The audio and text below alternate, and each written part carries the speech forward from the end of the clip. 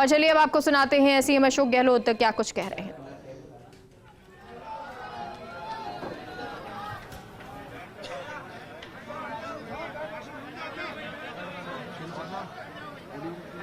Sir CM बोल रहे हैं।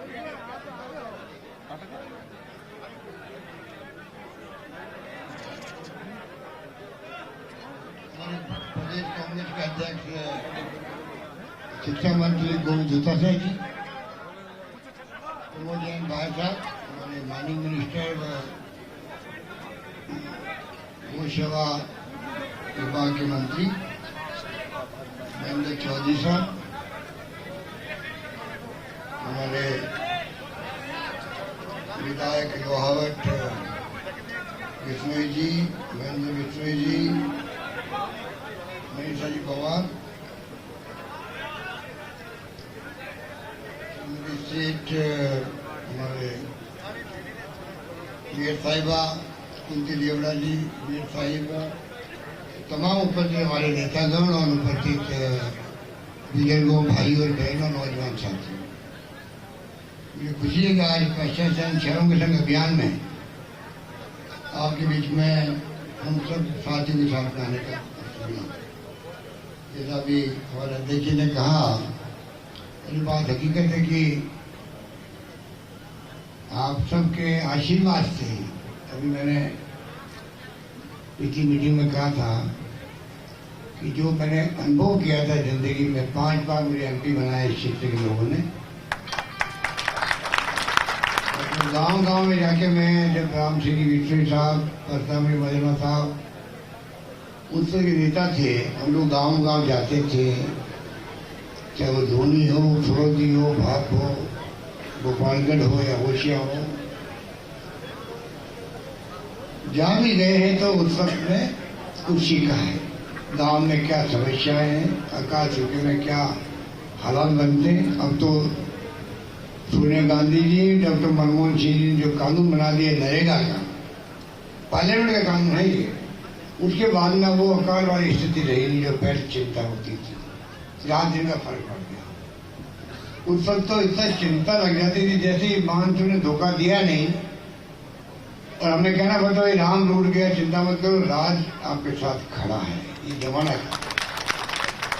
उस वक्त जो गांव-गांव में हमने सीखा भाई कि किसानों का, मजदूरों का, खेतिहर किसानों का, दलितों का, पिछड़ों का क्या क्या समस्या हैं गांव की, और वो अनुभव मेरे काम आया पूरे राजस्थान के अंदर शासन करना।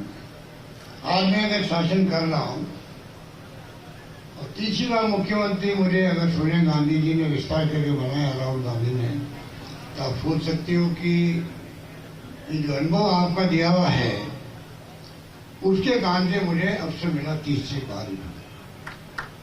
और मैंने कोई कमी नहीं रखी है। जिस प्रकार से काम हो रहे हैं, जिस प्रकार का माहौल राजस्थान बन रहा है पब्लिक के अंदर, हमारे जो संस्कार, संस्कृति, राजस्थान की महान परंपरा रही है सदियों से, वही भाव देखने को मिल रहे अभी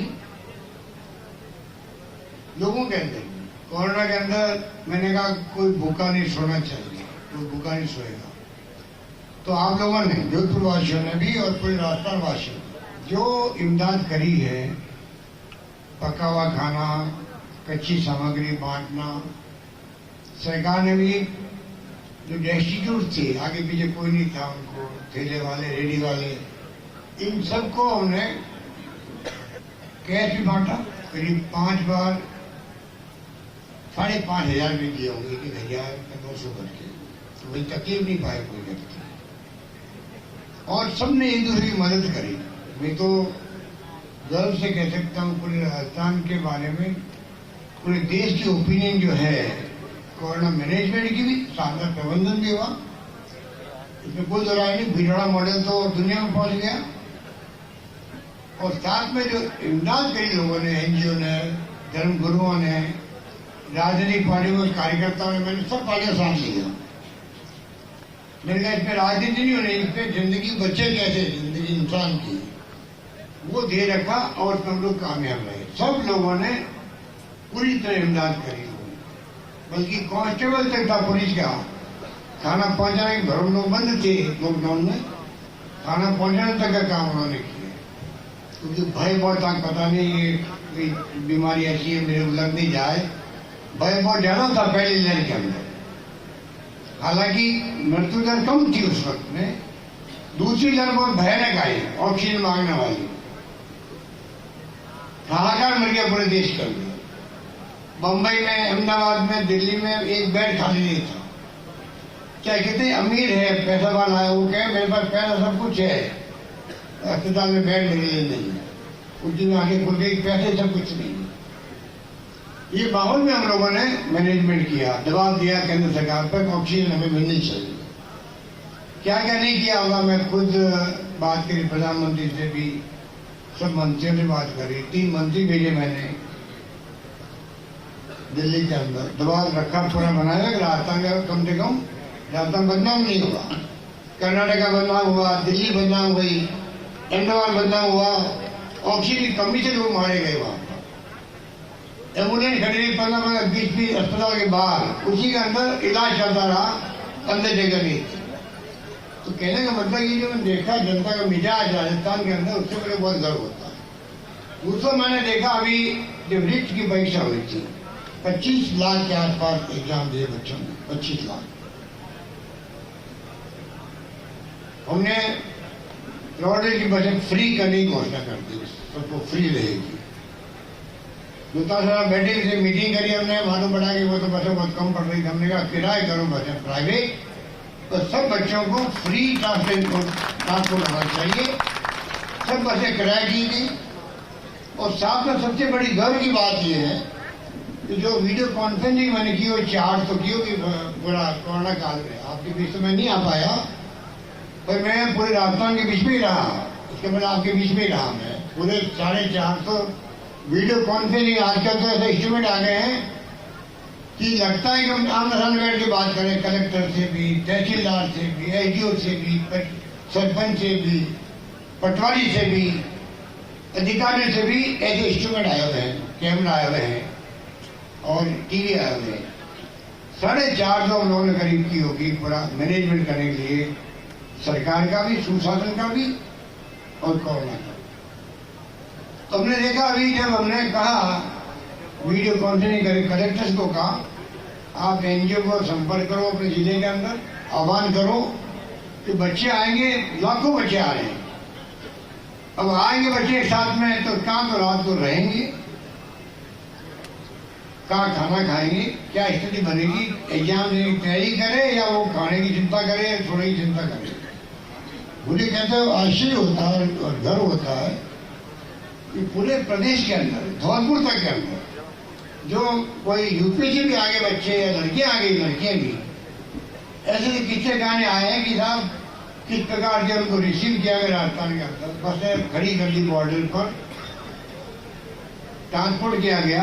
अगर एक लड़की अकेली भी आ गई तो उसके लिए एसडीओ को पाबंद किया गया कि लड़की जाएगी बछड़ी के अंदर जाएगी धौलपुर से, वापस दूसरा एसडीओ लेके आएगा, खाना सुबह बन रहा, ताजा खाना बन रहा, उनके नाश्ता बन रहा, दोपहर को खाने के पैकेट पहुंच रहे हैं। ऐसे ऐसे रास्ता में कितने गाने सुनने को मिले। सब लोगों ने रात को अपने धर्मसभाएं हो, चाहे वो कोई आवास हो या सामुदायिक भवन हो, सबने रात को रुकवाया बच्चों को, बच्चियों को, और खाना खिलाया सबको। ये एक मिसाल कायम होगी राजस्थान के बीच का। इस प्रकार का जो माहौल हमारे संस्कार संस्कृति का है और मजबूत हुआ, इस बात का हम सबको गर्व होना चाहिए। और काम के मामले में आप समझ लो कि हम कोई कमी नहीं रखते हैं। चाहे चीनी की योजना, ये 5 लाख रुपए किसे कहते हैं। इलाज आपका चाहे प्राइवेट में करवाओ और चाहे सरकार में करवाओ, आपके परिवार का 5 लाख तक का पूरा खर्चा कैशलेस। ये नहीं पहले चुकाओ फिर वापस आप बिल पेश करो और फिर इंश्योरेंस वाले कहने ये कम है ज्यादा, कुछ नहीं है। अंदर जाओ, इलाज करवाए, वापस निकलो। जिस दिन भर्ती होगा व्यक्ति, कुछ 5 दिन पहले और जिस दिन उसकी छुट्टी होगी अस्पताल से, तो 15 दिन बाद तक की दवाएं हमें सब फ्री रहेगी। इस प्रकार की हमने सुना। अभी गांव में मिले हमें तो वहाँ 2 पैनल बताए और कहा वहाँ पर कि आप वो कलेक्टर ने उनको परिचय करना है कि 2 पेशेंट मेडी प्लस जो अस्पताल है वहाँ यहाँ पहले करवाया अपना हार्ट का 1,60,000 का बिल बना, दूसरे का 1,80,000 बना, दोनों का 1 रुपया वहाँ पर खर्च नहीं हुआ अस्पताल का। यही बात मुझे नागौर में मिली है कि हम अध्यक्ष जी के साथ गए थे 5-6 दिन पहले। नागौर में कोई 2.5 लाख के बिल बड़े हुए जयपुर के अंदर, सी के बिरला हॉस्पिटल के अंदर फ्री का। इतना बड़ा निर्णय हमने किया हिंदुस्तान में एकमात्र राजस्थान राज्य जहाँ पर 5 लाख का बीमा पूरे प्रदेशवासियों को। वैसे तो आयुष्मान भारत स्कीम भारत सरकार की बनी हुई है जिसमें खाली जो सर्वे किए हुए लोग हैं सोशियो इकोनॉमिक वाले उन्हीं को मिलता है। हमने मांग की प्रधानमंत्री जी से बीसी के अंदर आपको चाहिए जो खाद्य सामग्री का जो बनावाली बनी हुई है सर्वे की उसको भी अलाउ किया जाए भारत सरकार, उससे काम नहीं चलेगा। अब हम मांग करने वाले उनसे जैसे राजस्थान ने किया है पूरे प्रदेशवासियों का, उसी ढंग से भारत सरकार को पूरे देशवासियों को करना चाहिए, बीमा फ्री करना चाहिए 5 लाख तक का बीमा। आज हमारे मकान बिक जाते हैं, हमारे इतने अच्छे संस्कार है, बूढ़े माँ बाप होते हैं 80 साल के भी होते हैं, 70 साल के होते हैं, मालूम है कि बीमार है बचेंगे नहीं, तब भी हमारे इतने भयानक और इतने अच्छे संस्कार दिए हैं हमारे पूर्वजों ने, हम उसका इलाज पूरा करवाएंगे, चाहे गहने बेचने पड़े, मकान बेचना पड़े, पर बूढ़ा आदमी की सेवा पूरी करो। ये हमारे संस्कार में, विदेशों में नहीं ऐसा ओके बूढ़ा आदमी को मर जाए कोई बात नहीं, कोरोना आ गया तो जवानों की रक्षा करो, ये हुआ अभी इस ट्रीटमेंट की ऐसी बातें हुई है, मीडिया में ये बातें सब। हमारे यहाँ तो पूरा ध्यान रखते बूढ़े लोगों के ध्यान रखते। इस स्थिति में इसकी बनी हमारी 5 लाख की, और जो पैसा वाला कोई है तो बीमा की इंश्योरेंस की जो किस्त है वो 1,700 की, 850 हम दे रहे हैं उसके लिए भी, पैसे वाले के लिए 850 को तू भरे खाली 850 खाली। अब 850 कोई नहीं भरे तो ये अच्छी बात नहीं है। हालांकि कलेक्टर ने भी गांव में कह दिया कि वहाँ पे तो अगर नहीं भरे 150 लोगों ने लगभग नहीं भरे वो उनका पैसा कोई एनजीओ दिलवा देंगे हम लोग और उनको भी बीमा कवर करवा दो, अलग बात है। पर नमक नहीं आनी थी 850 में किसे कहते हैं। आज 5 लाख की सिक्योरिटी मिल जाए आपको, भाई घर में कोई बड़ी बीमार पड़ गया कर गया तो मैं आराम से जाऊंगा और इलाज करवा दूँ, कहीं जाऊंगा तो मैं फ्री इलाज दूंगा। दवाएं पहले मैं फ्री कर दी थी पिछली बार जब मैं दूसरी बार मुख्यमंत्री बना, डायलिसिस फ्री कर दिए, टेस्ट फ्री कर दिए, सब हम लोगों ने। राजस्थान आज सबसे आगे है देश के अंदर स्वास्थ्य सेवाओं के अंदर, और वही कारण था हमने कोरोना का मैनेजमेंट बहुत शानदार किया। बाकी भी जो योजना हमारी है मैं समझता हूँ कि अभी बिल्कुल बताइए आपको, किसानों के लिए हम लोग ला रहे हैं, अलग से बजट ला रहे हैं इस बार, फरवरी में बजट आएगा मार्च में, तो किसानों के लिए प्रायोरिटी क्या क्या हो, अलग बजट बनेगा। ये हमने डिक्लेयर किया, पिछली बार किया मैंने डिक्लेयर बजट के अंदर किया कि अगली बार से बजट हम अलग लाएंगे। मुझे खुशी बात ये है हमारे डिक्लेयर करने के बाद में तमिलनाडु वो राज्य देश के अंदर है जिसने अपना बजट पेश कर दिया है, अलग से किसानों के लिए कर दिया देश का, एक शुरुआत हो गई पूरे देश के अंदर। बिजली कंपनी भी हम अलग बनाना चाहते हैं किसानों के लिए, जिससे कि उनको ये किसानों के नाम पर किसाना का हो और घाटा और किसी का हो तो किसान क्यों भुगते, क्यों बदनाम हो, उसके लिए अलग हम काम कर रहे हैं। इस प्रकार से स्कूलों को बताई दिया शिक्षा मंत्री जी ने आपको, इंग्लिश स्कूलों में एक नया कंसेप्ट आया राजस्थान में, हिंदुस्तान में कहीं नहीं इस प्रकार से। गाँव तक में अंग्रेजी स्कूल खोलने का जमाना आ गया, मोबाइल हमारे हाथ में आजकल बच्चों के, इंग्लिश पढ़ा लिखा है तो उनकी तनख्वाह 1 लाख 5 लाख 25 लाख 1 करोड़ 2 करोड़ तक होती है। ये जमाना है जो पढ़ जाते हैं IT वगैरह, जमाना बदल गया है। अगर परिवार को आगे बढ़ाना है तो खाली खेती पर निर्भर नहीं रहना पड़ेगा, आपके बच्चे पढ़े लिखे व्यापार करें, इंडस्ट्रीज बने, उद्योगपति बने, आईटी में पढ़ाई करे, अच्छी नौकरी प्राप्त करे, लाखों करोड़ रुपए तनख्वाह मिलती है आजकल। अधिकांश बच्चे तो अमेरिका और बाहर के मुल्कों में जा रहे हैं, वह मांग है उनकी। आप सोच सकते हो जमाना बदल गया, जमाना के साथ हमें बदलना पड़ेगा। उस ढंग से अंग्रेजी स्कूल खोलना शुरू कर दी। हमारे शिक्षा मंत्री जी खुद का ही आइडिया था और महात्मा गांधी के नाम से। और इतनी मांग है कि बच्चों में लॉटरी खोलनी पड़ रही है कि बच्चे का एडमिशन होगा। तो अंदाज लगा लीजिए कितनी बड़ी मांग हो गई। और वो मांग देके मैंने अनाउंस कर दिया हाउस के अंदर असेंबली में कि जहाँ 5,000 का गांव है वहाँ सब जगह स्कूल खोल दी जाएगी। और उसकी बहुत बड़ी, अभी तो जो बच्चे छोटे बच्चे होते हैं उनके लिए स्कूल अलग होती है, वही उसका प्रोविजन कर दिया। 3 साल के बच्चों का भी कर दिया। आज का जमाना देखते हो, पैसे वाले लोग 1 लाख फीस देते हैं उनके बच्चों की, 50,000 फीस है महीने की, इससे ज्यादा फीस है जयपुर के अंदर। वो स्कूल अंग्रेजी स्कूल कहलाती है। अब गवर्नमेंट सेक्टर में स्कूल लग गई है, तो गांव में कई स्कूल तो प्राइवेट बंद होने लगते हैं। तो मैं समझता हूँ कि अभी हमारे मांग कर रहे हैं पायदान जी कॉलेज आकर पता नहीं करके मांगे शादी जाने होंगे, विज्ञान कृषि संकाय। मैंने कहा बजट आने दो, बजट में इंतजार करो, इतना जल्दी मत करो, कॉलेज मांगे कॉलेज बोल दो। मैं ये कह रहा हूँ कि लड़कियों कॉलेज की बात करें, और लड़कियों की जो है अभी कॉलेज की बजाय पहले तो इन्होंने मांग करी है। तो मैंने कहा भाई आपकी जो स्कूल है ये कौन सी स्कूल नाम है आपके? Military school. क्या नाम है स्कूल का? नाम क्या है? नाम है आपकी राजकीय जूनियर मिलिट्री स्कूल को राजकीय माध्यमिक विद्यालय में कमोन्नत की स्वीकृति। ये मांग कर रहे हैं आपके लिए। और शिक्षा मंत्री के बैठे हुए हैं, तो कोई बहाना भी हम नहीं कर सकते। ऐलान जी का आग्रह हो कि हमारे सभी प्यारे आदमी है हमारे कार्यकर्ताओं में, और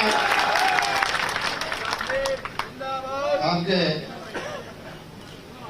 पार्षद बैठे हैं, आपके पार्षद राजेंद्र सिंह जी बैठे हैं, इन सबका आग्रह हो तो ये मैंने शिक्षा मंत्री जी को कहा भी है, इन्होंने कहा मैं घोषणा करूं, तो मैं घोषणा कर रहा हूं कि ये आपकी स्कूल जो है वो कमोन्नत हो जाएगी, लड़कियों की स्कूल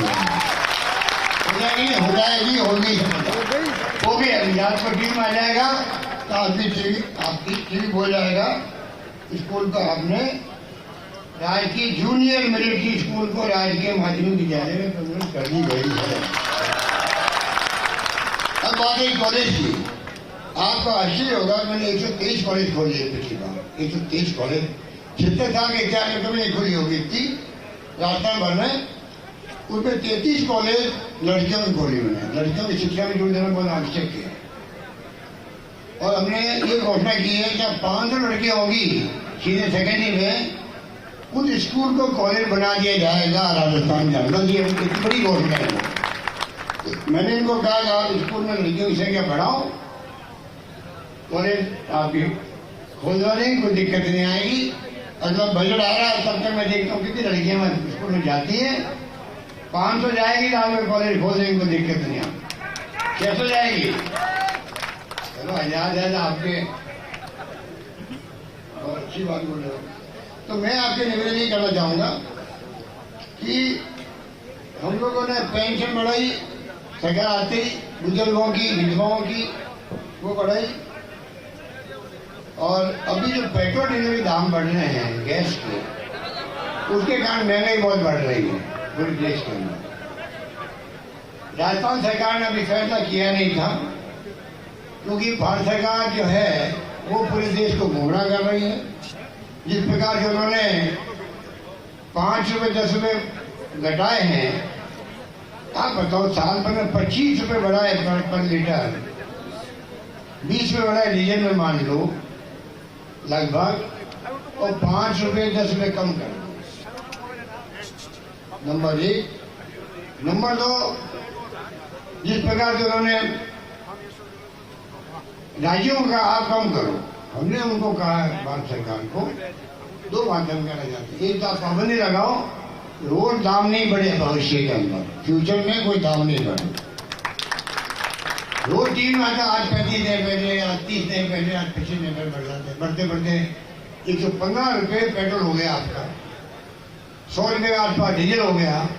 तो हमने मांग करी प्रधानमंत्री जी से, आज ही मैंने पत्र लिखा है कि एक तो आप पाबंद करो, आगे चुनाव खत्म होंगे 5 राज्यों के, ऐसा नहीं चुनाव के कारण आपने अभी रोक लगा रखी है, कुछ कम भी कर दिए क्योंकि बाई इलेक्शन में बहुत झटका लगा प्रधानमंत्री जी को भी। यहाँ से 30 से 14 नंबर पे आ गई राजस्थान में तो बाई इलेक्शन में, और हिमाचल में लोग हार गए, उन्होंने रातों रात कम करना पड़ा उनको मजबूरी के अंदर। पर मैं ये कहना चाहूँगा इससे काम नहीं चलेगा। आप 10 रुपये 15 रुपये और कम करो डीजल पेट्रोल के अंदर।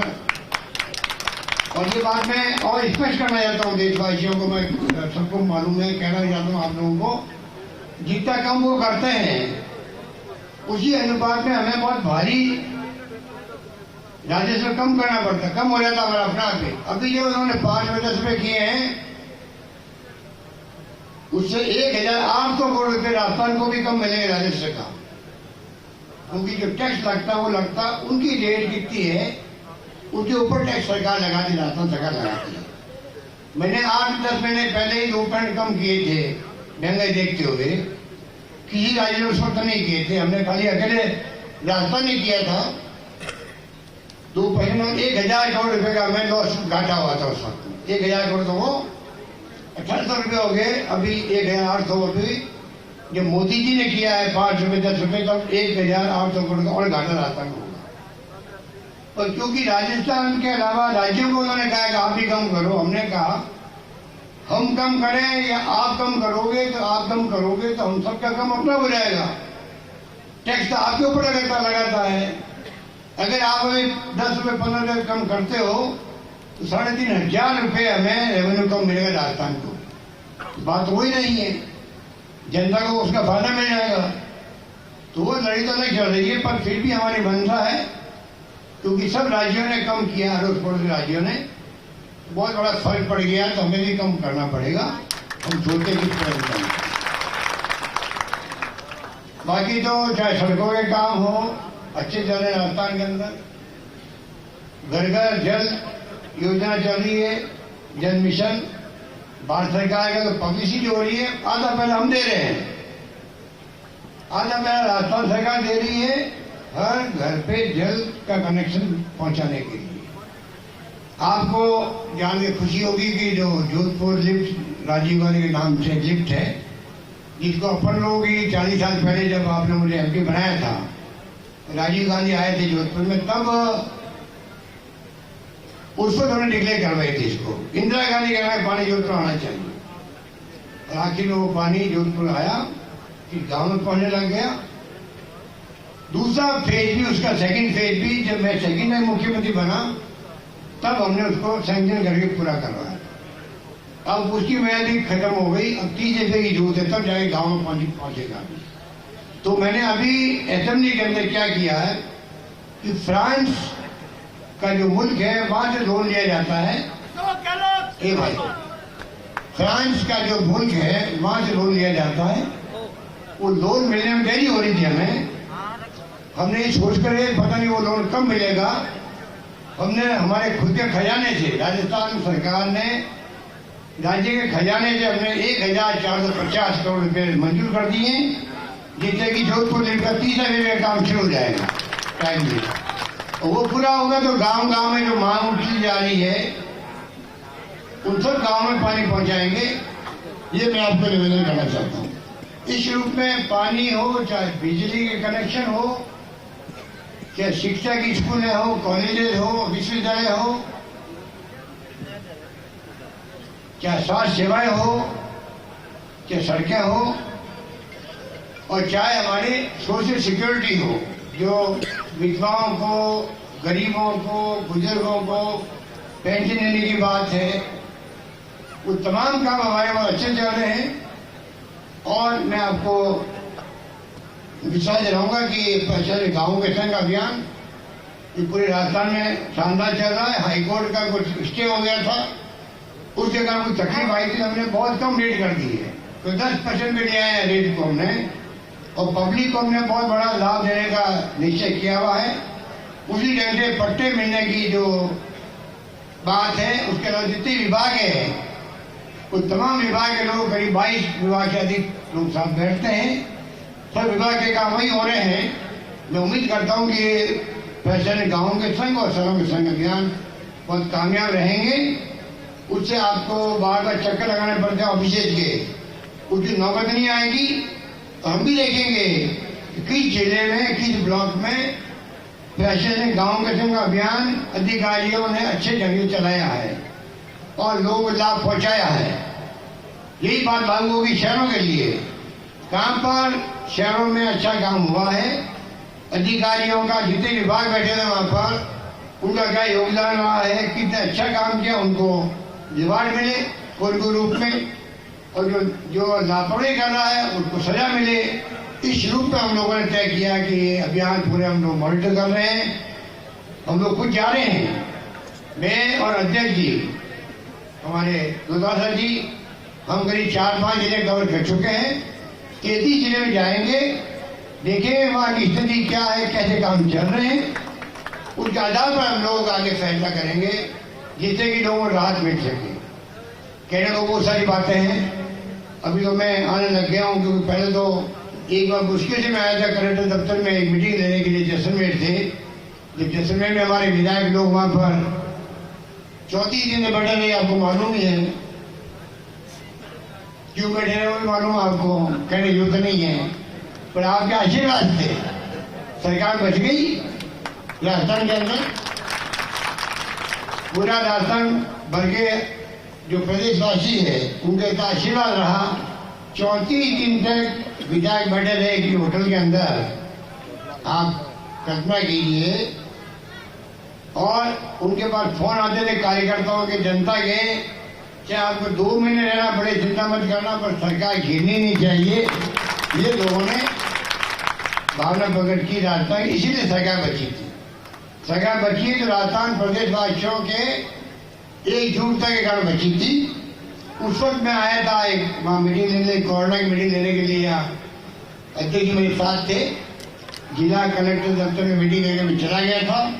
बाकी मेरा आना जानबूझ के नहीं हुआ, क्योंकि मैं आऊँगा भीड़ पड़ेगी, एक जगह हम भीड़ रोकने के लिए कानून पास कर रहे हैं कि भीड़ इकट्ठी नहीं हो, बिना मास्क नहीं आए, डिस्टेंस मेंटेन करो, और फिर मैं जाऊँ और लाखों हजार लोग इकट्ठे हो, अच्छा नहीं रहेगा, कोरोना फैलने की संभावना बढ़ जाती है। और मैं ये आपको आगाह करना चाहूँगा, अभी कोरोना गया नहीं है, अभी कोरोना रुका है। राजस्थान में हमने रोक दिया है, अभी करीब 2 महीने से कोई मौत नहीं हुई है राजस्थान के अंदर। 4 केस आया परसों जयपुर के अंदर। परंतु जो विकसित राष्ट्र दुनिया के, चाहे वो इंग्लैंड हो, अमेरिका हो, जर्मनी हो, जापान हो, चाइना हो, सब जगह कोरोना फैलना बहुत भयंकर फैलना हो। रशिया में तो बेड नहीं मिल रहे मरीजों को, इसलिए मर गए। और मेरे पास देखा गया, जब पहले वहां आता था उसके 2 महीने बाद में एशिया में आता था, एशिया के मुल्कों में आता था। तो हम लापरवाही नहीं करें, थोड़ा ध्यान रखें, डिस्टेंस मेंटेन करने की कोशिश करें। मास्क लगाने के लिए तो हैबिट में डाल दो। मास्क आपका वैक्सीन की तरह बचाव है। वैक्सीन आप 2 लगवाएं, एक लगवाइए, दूसरी लगवा लीजिए। ये तमाम बातें जो है मैं बराबर कहता रहता हूँ, मेरे ट्विटर में भी और फेसबुक में, आप बिल्कुल पढ़ते होंगे उनको। तो मेरा आपसे निवेदन है कि आप लोग सब ध्यान रखें, और बाकी जो जितनी भी आपने बातें कही है वो मेरे जेब में रहेगी, और जो आप आगे रखेंगे, क्योंकि मैं तो आपका नुमाइंदा हूँ, एमएलए आपका ही हूँ, इसलिए दुर्गासा जी ने बड़े सुंदर शब्दों में सब बात कह दी, इशारे के अंदर ही। तो अब आप 40 साल पहले से ही आपने मुझे अपना लिया है। 40 साल कैसे करते हैं, नई पीढ़ी आ गई बच्चों की, जो उसमें पैदा नहीं हुए वो भी 38 साल के हो गए, 39 साल के हो गए। तो तो मुझे एहसास है। और जोधपुर में 40 साल में जोधपुर क्या था आप सबको मालूम है, टिगाड़ी क्या था आपको मालूम है। ये के यहाँ पर कुछ सड़कें नहीं थी, स्कूल नहीं जा सकता था।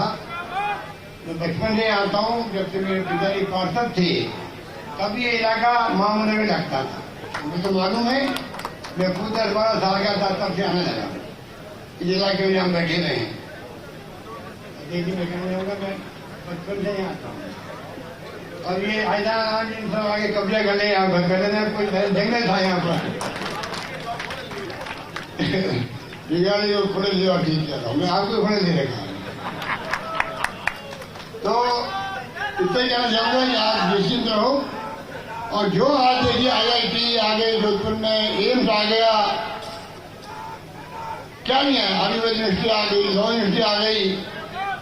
मैं एक के बाद एक यहाँ पर अभी इंजीनियरिंग कॉलेज पिछले साल बन गया आपका इंजीनियरिंग कॉलेज, तो कमी नहीं रख रहे। आज शिक्षा का हब बनता जा रहा है जोधपुर भी, शानदार यहाँ पर सुविधा मिल रही है आपको सब तरह की। आगे आने वाले वक्त के अंदर भी जो आपकी भावना होगी उसके अंदर हम लोग फैसले करेंगे। और आप निश्चिंत रहो, कोई कमी नहीं आने देंगे। ये बात कहता मैं अपनी बात समाप्त करता हूँ। धन्यवाद, जय हिंद, धन्यवाद।